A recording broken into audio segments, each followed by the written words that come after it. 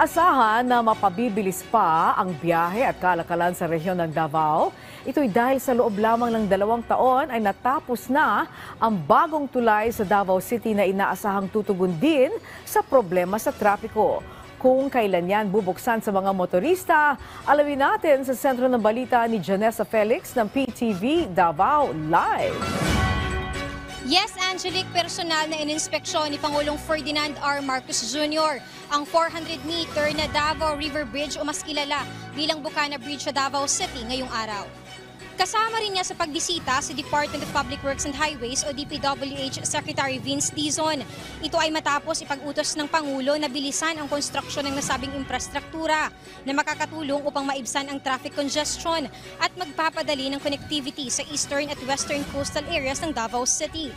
Ang tulay ay isang 4-lane, 6-span extra-dosed structure na may habang 420.20 meters at may karagdagang 1,340 meters na approach roads. Una nang inanunsyo ng DPWH Regional Office 11 na plano nilang buksan sa publiko ang tulay kapag nakumpleto na ngayong buwan ng Desyembre ang asphalt road patungo sa Quezon Boulevard. Ito ang magsisilbing pangunahing daan ng mga motorista na babiyahe papunta at pabalik mula sa Bukana Bridge at Davao City Coastal Road. Base sa handling projection, kaya ng nasabing tulay na mag-accommodate ng mahigit 35,000 vehicles daily. Ang proyektong ito ay pinatupad ng Unified Project Management Office, Bridges Management Cluster at pinunduhan ng mahigit 3 billion pesos sa pamamagitan ng Official Development Assistance Grant mula sa China.